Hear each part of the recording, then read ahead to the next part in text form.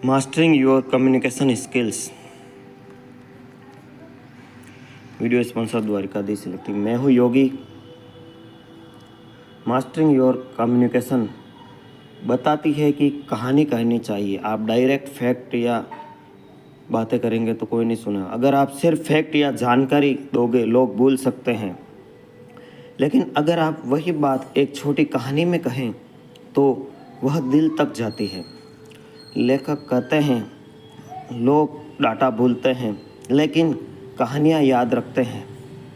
उदाहरण के लिए, अगर आप कोई मूवी देखना चाहते हैं तो आपको स्टोरी कैसे याद हो जाती है? मेहनत जरूर, एक सच्ची प्रेरणादायक कहानी कहें। भावात्मक जुड़ाव होता है और यही जुड़ाव आपकी बात को असरदार बनाता है।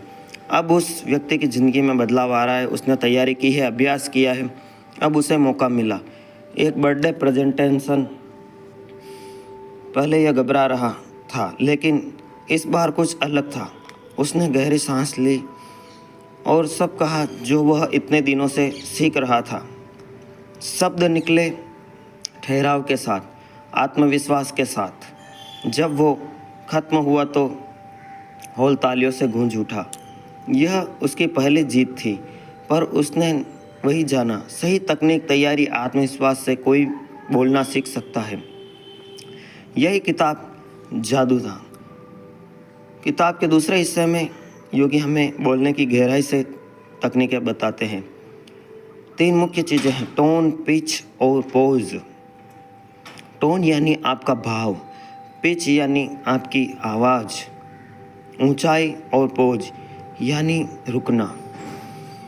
यह तीनों मिलकर आपकी बात को असरदार बनाते हैं।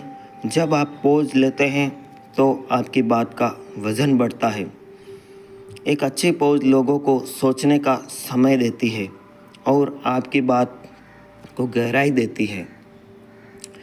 योगी कहते हैं कभी कभी चुप रहना सबसे शक्तिशाली संवाद होता है।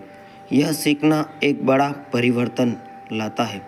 इस किताब में एक और बेहद ज़रूरी बात बताई गई है, फीडबैक लेना। बहुत से लोग सोचते हैं कि अगर उन्होंने बोलना सीख लिया तो सब कुछ ठीक है, लेकिन लेखक कहते हैं कि जब तक आप दूसरों से यह नहीं जानेंगे कि आपकी बातों का असर कैसा हुआ है, तब तक सुधार मुश्किल है। दोस्तों, परिवार या साथियों से पूछिए, फीडबैक लीजिए।